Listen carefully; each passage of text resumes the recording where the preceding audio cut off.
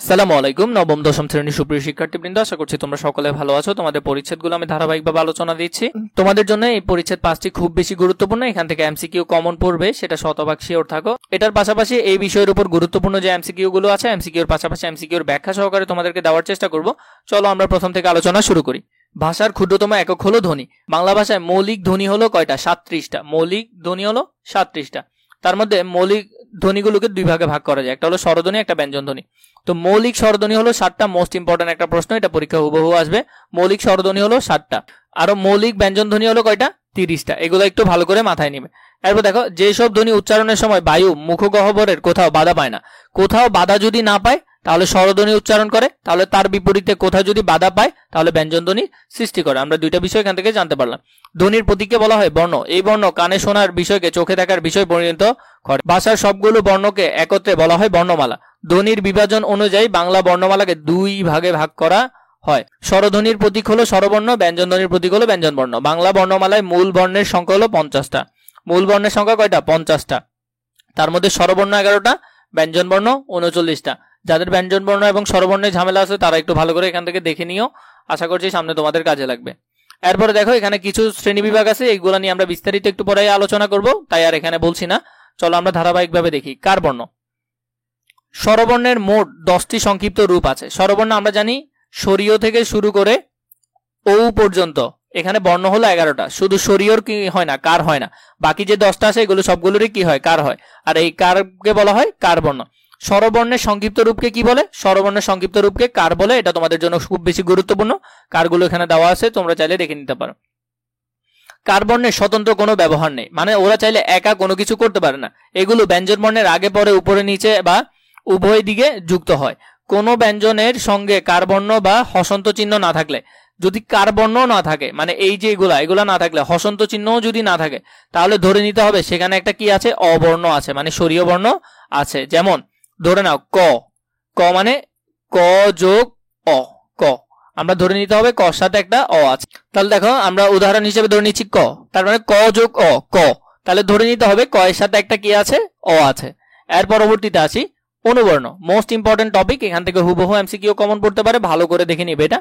ব্যঞ্জন বর্ণের বিকল্প রূপের নামই হলো অনুবর্ণ। অনুবর্ণের মধ্যে রয়েছে রেফ, ফলা এবং বর্ণ সংকেত, এই তিনটা বিষয়। প্রথমে দেখি আমরা ফলা। ফলা ব্যঞ্জন বর্ণের সংক্ষিপ্ত রূপকে বলা হয় ফলা। ব্যঞ্জন বর্ণের সংক্ষিপ্ত রূপকে কি বলে? ফলা বলে। ফলা চিহ্ন হলো 6টা। ফলা চিহ্ন কয়টা? ফলা চিহ্ন হলো 6টা। নফলা, বফলা, মফলা, জফলা, রফলা, লফলা, এই 6টা হলো ফলা চিহ্ন। রেফ, র এর একটি অনুবর্ণ হলো রেফ। এটা মোস্ট ইম্পর্টেন্ট, ভালো করে দেখবে, পরীক্ষায় বারবার আসে। এরপর হলো বর্ণ সংকেত। যুক্ত বর্ণ লিখতে অনেক সময় আমরা বর্ণ সংকেত কি করি? ব্যবহার করি। এছাড়া যেমন ত, ত এর একটি বর্ণ সংকেত হলো খণ্ডতর। এটা আমরা মাঝে মধ্যে ত এর বিপরীতে ব্যবহার করি, যা বাংলা বর্ণমালায় স্বতন্ত্র বর্ণ হিসেবে স্বীকৃত। এরপর যুক্ত বর্ণ। একাধিক বর্ণ যুক্ত হয়ে যুক্ত বর্ণ তৈরি হয়। এই যুক্ত বর্ণগুলো আসলে হয় দুই রকম, স্বচ্ছ এবং অস্বচ্ছ, কিন্তু প্রশ্ন আসার সম্ভাবনা অস্বচ্ছ যুক্ত বর্ণ থেকে। এছাড়া দেখে নাও, অস্বচ্ছ যুক্ত বর্ণের মধ্যে আমি যেগুলোতে আন্ডারলাইন করেছি এগুলো তোমরা ভালো করে দেখে নিবে, এখান থেকে প্রশ্ন বেশিরভাগই হয়। বাকিগুলো যদি দেখবে তারপরেও এই অস্বচ্ছগুলো ভালো করে দেখবে। অস্বচ্ছগুলো বলতে কি বোঝায়? যেমন ধরো এখানে আছে ক যুক্ত, কিন্তু দেখে কি বোঝা যাচ্ছে এখানে কোনো ক আছে বা ত আছে? বোঝা যাচ্ছে না। তাহলে অস্বচ্ছ মানে কি সেটা বোঝা যাবে না, কিন্তু এখানে ক আর ট সেটা বোঝা যাচ্ছে, তার মানে স্বচ্ছ। এছাড়া বর্ণ সংখ্যা। বাংলা ভাষার মধ্যে 10টা বর্ণ সংকেত আছে, 0 থেকে 9 পর্যন্ত। এরপরে চলো আমরা এখানের মধ্যে অনুশীলনের যে এমসিকিউ গুলো আছে সেগুলো নিয়ে একটু আলোচনা করে নিই, আশা করছি এগুলো তোমাদের কাজে লাগবে। বাংলাদেশে মৌলিক স্বরধ্বনি কয়টা? বাংলায় মৌলিক স্বরধ্বনি হলো 7টা। আমরা জানি বাংলা ভাষায় 37টা মৌলিক ধ্বনি আছে, তার মধ্যে হলো যে 7টা হলো স্বরধ্বনি এবং 30টা হলো ব্যঞ্জন ধ্বনি। ধ্বনির ক্ষুদ্রতম একক হলো ধ্বনি, এগুলো আমরা পড়ে নিয়েছি। এর পরবর্তীতে দেখো স্বরধ্বনি। স্বরধ্বনি কোথাও বাধা পায় না, এটাও আমরা একটু আগে দেখেছি। ব্যঞ্জন ধ্বনি কোথাও বাধা পায়। তাহলে 2 নম্বর প্রশ্নটা যদি আমরা দেখি, কোন ধ্বনি উচ্চারণের সময় মুখগহ্বরের কোথাও বাধা পায় না। 3 নম্বরে কি আছে দেখো, ধ্বনির প্রতীককে বলা হয় কি? ধ্বনির প্রতীককে বলা হয় বর্ণ। ধ্বনির প্রতীককে বলা হয় বর্ণ। এই বর্ণ কানে শোনার বিষয়কে চোখে দেখার বিষয় পরিণত করে। বর্ণমালাগুলো দেখে নিবে, স্বরবর্ণ কয়টা সেগুলো দেখে নিবে, ব্যঞ্জন বর্ণগুলো একটু দেখে নিবে, আশা করছি এগুলো তোমাদের কিছু কাজে লাগবে।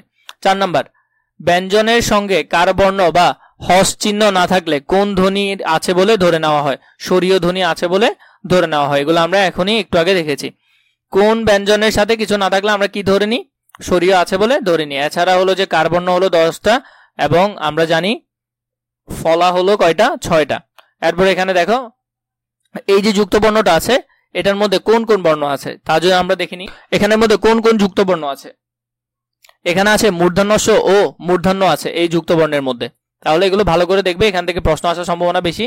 এখানের মধ্যে দেখো অনেকগুলো আছে, এগুলো সেম হুবহু বইয়ের গুলো এখানে দেওয়া, আর আমি তোমাদেরকে এক্সট্রা করে দেখাচ্ছি না, বই থেকে ভালো করে রেখে নিবে। এরপরে দেখো এখানের মধ্যে 6 নম্বরে কি বলেছে? স্বরবর্ণের সংক্ষিপ্ত রূপকে কি বলে? স্বরবর্ণের সংক্ষিপ্ত রূপকে বলা হয় কার বর্ণ। ঠিক আছে, ব্যঞ্জন বর্ণের বিকল্প রূপের নাম কি? ব্যঞ্জন বর্ণের বিকল্প রূপের নাম হলো ফলা। তাহলে এখানের মধ্যে অনুবর্ণ কোনগুলো? অনুবর্ণের ধারাবাহিকতা তোমরা এগুলো ভালো করে জেনে নিবে। নিচের কোন জোড়াটি যুক্ত বর্ণের রূপভেদকে প্রকাশ করে? যুক্ত বর্ণের রূপভেদকে প্রকাশ করে স্বচ্ছ এবং অস্বচ্ছটা। স্বচ্ছ এবং অস্বচ্ছ কি করে? যুক্ত বর্ণের রূপভেদকে প্রকাশ করে।